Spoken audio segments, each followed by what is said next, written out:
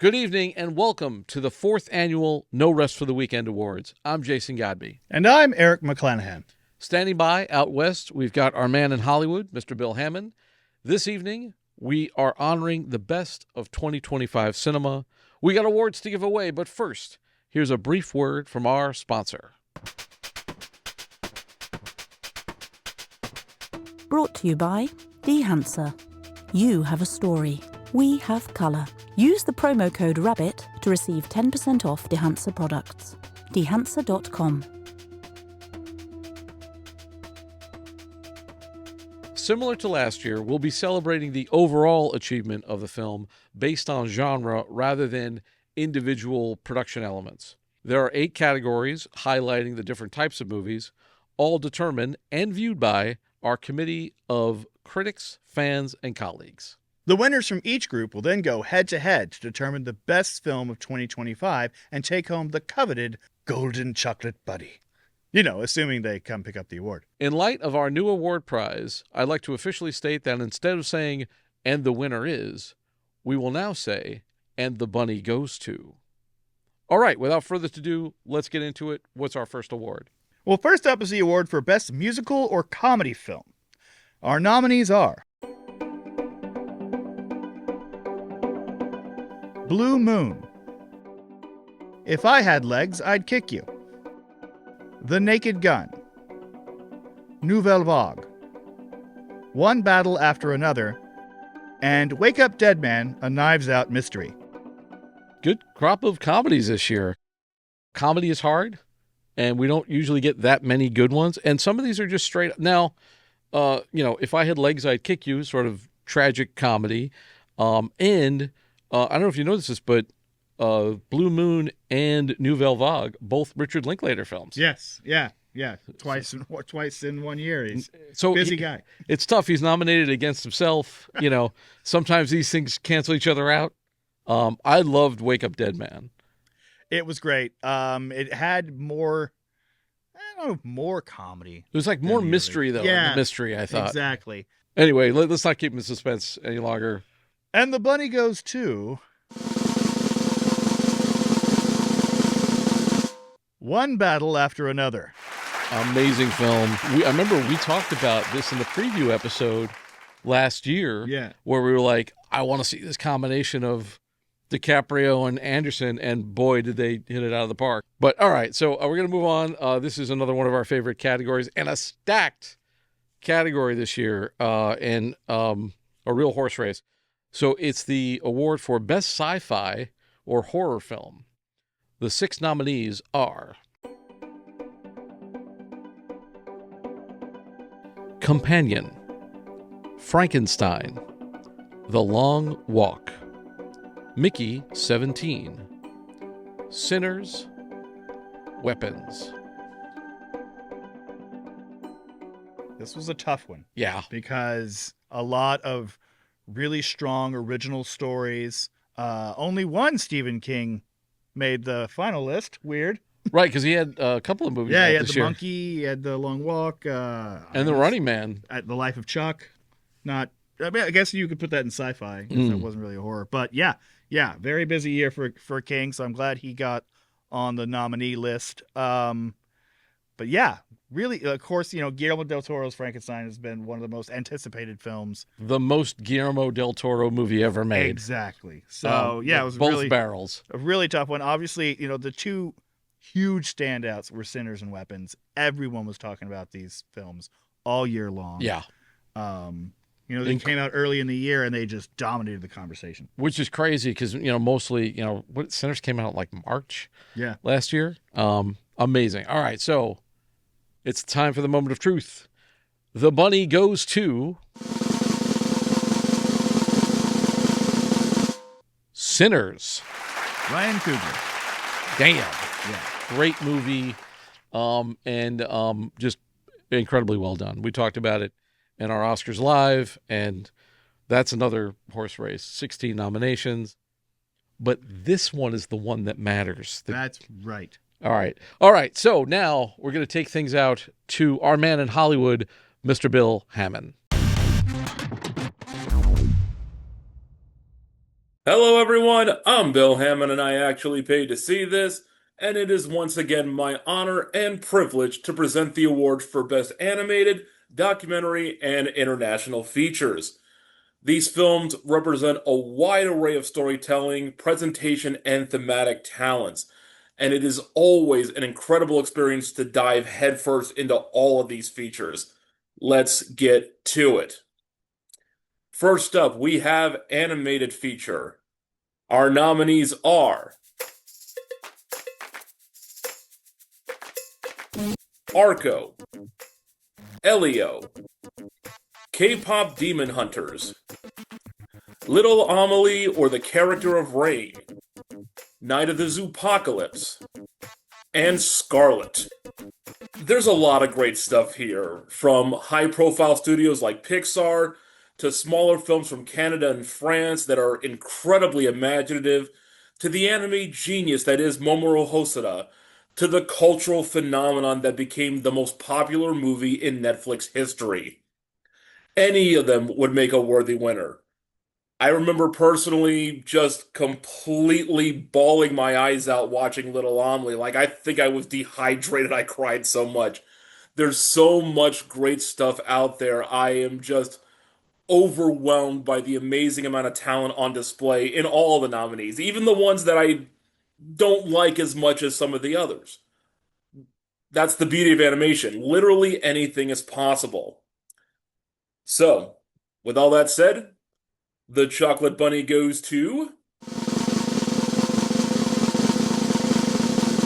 K-pop Demon Hunters. Really not a surprise here. It's taken the world by storm. The song Golden is basically the theme song for the Olympics this year. It has just taken over every pop culture conversation of the last year. It wasn't my favorite, certainly, but I cannot deny the impact it's had. So, well earned. Congratulations. Up next, we have Documentary Feature. Our nominees are Are We Good? Coexistence My Ass. Come See Me in the Good Light. Love and War. The Perfect Neighbor, and 2,000 Meters to Andreevka. This is an absolutely great group right here, telling stories from the inspirational to the tragic and everything in between. One of the highlights for me as far as 2025 cinema was seeing Andreevka in person with a Q&A from Oscar-winning director Mstislav Chernov, and learning about how he was able to capture such harrowing coverage of the war in Ukraine. It was breathtaking for all the right and all the wrong reasons. My hat is off to him, and my heart continues to break for everything that's going on over in Europe. I should reveal the winner, but before I get too verklempt. Here we go. Our bunny goes to Come See Me in the Good Light. This is a film that will absolutely break your heart, but in a good way. There's catharsis in it. It's literally poetry in motion as we watch one of the most beloved poets of the last 20 plus years dealing with some very dark and end-of-life circumstances, fighting cancer, all of that. But it's also a testament to how love really can conquer all sometimes, and how art, poetry, is in itself truly healing and therapy. There's a lot that's going to make you cry, but you're going to feel good about yourself once you do. So if you get a chance to see it, please do. Finally, for me, we have International Feature, celebrating narrative achievements from around the world. Let's get to the nominees. We have It Was Just an Accident from France, Kokoho from Japan, No Other Choice from South Korea, The Secret Agent from Brazil, Sentimental Value from Norway, and the voice of Hind Rajab from Tunisia. This is one of the strongest competitions in a very long time. Not just for us, but for all of the awards bodies. We have 6 nominees, and 4 of them are up for the Oscar for International Feature. 2 of them are up in several other categories, including Best Picture. Kokoho is up for Makeup. And in the case of It Was Just an Accident, we have the winner from the Cannes Film Festival, the Palme d'Or winner. This is an incredibly strong group. We even have, in the case of No Other Choice and Sentimental Value, films that were given actual mainstream releases in the United States. That is very rare. But you could actually go to your local Regal or AMC and see that, hey, we're bringing this in because that's how important these films are. That's how good they are. Some years, when it comes to the international feature, the competition's over before it starts. For 2025, this was a battle of absolutely stellar material the whole way through, as it should be. So, no more beating around the bush. For us, the winner of the Chocolate Bunny is No Other Choice. Park Chan-wook and Lee Byung-hun have put together an amazingly dark satire of the class divide versus the working class versus the executive class, how expendable human beings can be in the modern day, and of course, how far we're willing to sink as people in order to get just a little bit ahead. This was masterfully done. I was applauding and laughing and gasping the whole way through when I watched it in the theater. This is some amazing work, and you owe it to yourself to check it out, especially if you are a fan of Korean cinema. If nothing else, it's just fun to see Lee Byung-hun, who was the front man in Squid Game, basically the guy running the game where the poor and middle class and the desperate are being sacrificed for the amusement of the wealthy, now basically being reduced to a role where he has to kind of do the same thing to get through in middle management. Definitely give it a look if you get the chance. That's all I've got, guys. Great set of winners here. Back to y'all in the studio. Thank you, Bill. All right, so now it's time for the coveted No Rest for the Weekend Lifetime Achievement Award. This year, we'd like to honor someone who has kept us laughing, crying, and screaming for decades. Indeed. From the Haddonfield haunts in Halloween, to the depths of depraved comedy in A Fish Called Wanda, to the body swap bop of Freaky Friday, all the way to her Oscar-winning turn as the delightfully devilish IRS agent in Everything, Everywhere, All at Once. She's an artist, a performer, an icon. This year's Lifetime Achievement Award goes to Jamie Lee Curtis. In a world of insanity, she's been a constant to keep things regular. And not just because she did those ads for Activia. Jamie Lee Curtis, daughter of Tony Curtis and Janet Leigh, Hollywood royalty. Whenever you see her talk, everybody listens. Like whenever, and you see that in her performances. But when you think about the range of Jamie Lee Curtis, I think of I love A Fish Called Wanda. That's one of my favorite films ever. But look at her in something like Perfect with John Travolta, and then look at Everything Everywhere All at Once. Yeah. That's the same person. Incredible. Yeah, and she now joins the ranks of Nicolas Cage and David Lynch. So not a bad group of people to be in. Not bad at all. So Jamie Lee, the bunny goes to you. Contact us. Come pick it up. We'd be happy to give it to you because you earned it. Lifetime Achievement Award. Jamie Lee Curtis, ladies and gentlemen.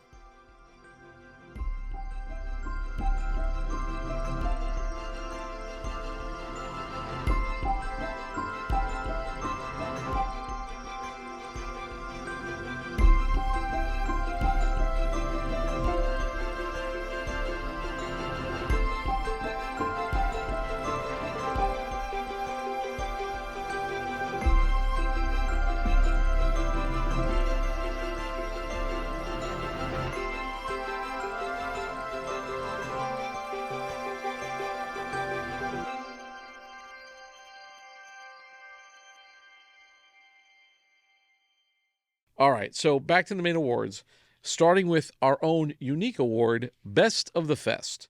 Now, this is designed specifically to honor films that we saw in festivals but didn't get a wide release. So a lot of you viewers out there probably haven't seen them, but hopefully you will. All right, the nominees are A Bright Future, Metallica Saved My Life, Paradise Records, Portal to Hell, Reigns Over Babel, We Are Pat.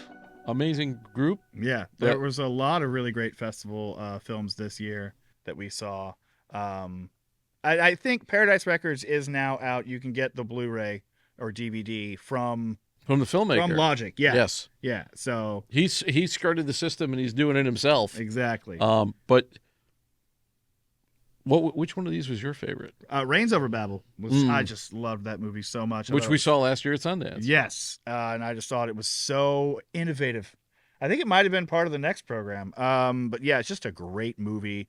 Just everything you think might happen on the screen does, and then things you would never dream of. It's just an amazing film. I loved it so much. All right, so without further ado, The Bunny goes to... It's a tie. What? A tie, I say. Metallica Saved My Life and Portal to Hell. Which, surprisingly, not a Metallica album. It should be, though. It should be. Metallica, call us. Your next album title, Portal to Hell, which Bill saw at Slamdance. So, a lesser-known film, not the cachet of Metallica, but really cool. Now, some of these we covered at Tribeca, and I have to say, my favorite red carpet, Metallica.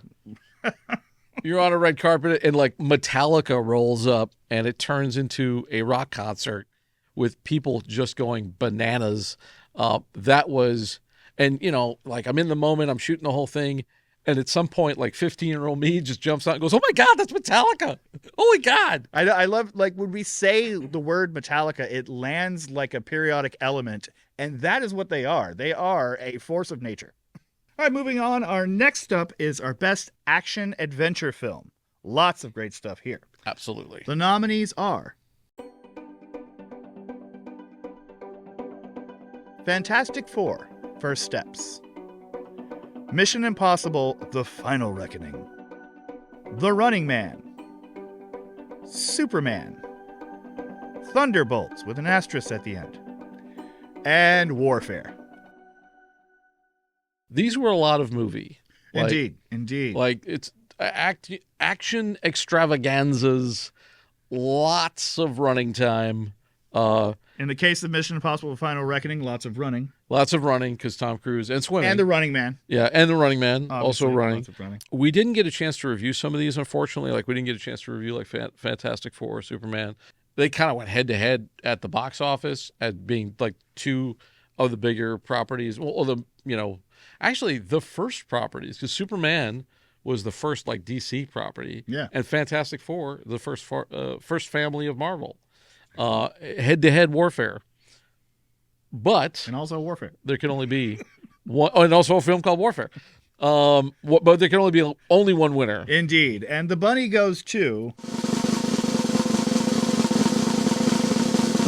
Mission Impossible: The Final Reckoning. The Final Reckoning. The question is it final? Is this the last of Mission Impossible that we will see? You know what's amazing? I think about this every once in a while. So the first Mission Impossible film, I think, came out in like 1996. Yes. It's been a franchise for 30 years. I think that was a Brian De Palma film. Correct. Yes. And now we're here. And now 30 years later, it's right. And this is based on a TV show from the 60s. Yeah. They did like a brief reboot in the 80s, but nobody had even thought about this series in like at least a couple of decades before this. And now it's like one of the longest running action franchises on planet Earth. Without Mission Impossible, we wouldn't have gotten the exploding assignment gag from Inspector Gadget. Oh, yeah. And that's what I hold in my heart. Actually, okay, here's a fun fact. One, do you remember the film adaptation live action they did of Get Smart? Yes. With Steve Carell? Yes. I thought that would have been the perfect answer to Mission Impossible. Like, you could have done so many great Mission Impossible parodies in that, and it could have run for 30 years, but they only did one. And the great Alan Arkin was in it. Like, anyway, they missed missed opportunity. Missed opportunity. Take note, Hollywood. All right, so now we're up to one of the big ones. Now, this is usually one that people leave for last. This is Best Drama. Another, murderer's row of nominees. The nominees for Best Drama are Begonia, East of Wall, Hamnet, Marty Supreme, Nuremberg, Train Dreams. I could not think of a more diverse group of films. Yeah. It's like, I saw Nuremberg at a press screening, and oh my God, it's really, really good. And I think it got snubbed by a lot of the major awards. I'm glad that we were able to nominate it. East of Wall is one that we saw at Sundance last year. I thought it was one of the best films of the year. Hamnet, everybody's talking about. That's like the front runner. And then you got a really weird picture like Begonia, which has some great performances in it, and gets stupid weird at the end because it's Yorgos Lanthimos. But yeah, amazing collection. Then you got Marty Supreme, which has the Chalamet, the consummate Chalamet. The Chalamet. Who I really liked in Dune. But here he plays like a CAD ping pong player. Bizarre. Anyway, the bunny goes to Hamnet. Chloe Zhao, who did the picture with Frances McDormand. Nomadland. She lives in a bus. Yes. And works at Amazon. And now the moment you've all been waiting for. Our 7 winners from our main categories are now eligible for our version of Best Picture. We don't include the Best of Fest awards because many of those films aren't public. And we don't want to tell you it's the greatest film of the year when you can't actually see it. I mean, who are we, the Oscars? Anyway, here is a brief reminder of our genre winners. The nominees for Best Picture of 2025 are One Battle After Another, Sinners, K-Pop Demon Hunters, Come See Me in the Good Light, No Other Choice, Mission Impossible: The Final Reckoning, Hamnet. All right, here it is. The best film of 2025, at least according to our voters. Sinners. Boom. Boom. I mean, again, it dominated the entire film discourse of 2025. A completely original story from Ryan Coogler, not based on an IP that's been sitting on a shelf for years, not a sequel, not a rehash, not a prequel. An original film, a period piece, a brilliant actor playing dual roles at the center, brilliant use of cinematography, of frame rate, of VFX, music. Just a great damn movie. Yeah, I mean, it's not nominated for 16 Oscars, like a record-breaking 16. I like the film a lot. I think, who knows what it's going to do at other award shows, but when we put out the word, said, okay, guys, here are the winners, unanimous, Sinners. Boom. Yeah. So, not bad. Not bad Not bad for 2025. We talked about last year, 2024. We said it was better than 2023. We hoped it wouldn't be as good as 2025, and now I have to say 2025, I think, upped the ante. When I look at all the films that we nominated this year, there's some great stuff that happened. So 2025 was a good year for movies. Let's see what 2026 can bring. And a great year for awards, especially this one. And that's all for the 4th annual No Rest for the Weekend Awards. Thanks so much for taking this trip down the rabbit hole once again. For more of our content, you can always find it on the website, norestfortheweekendpodcast.com, and on our Patreon, btrpmedia.com. For Eric McClanahan and the BTRP Media Network, I'm Jason Godbey. Thanks for joining us. We'll see you next time. This is the BTRP Media Network.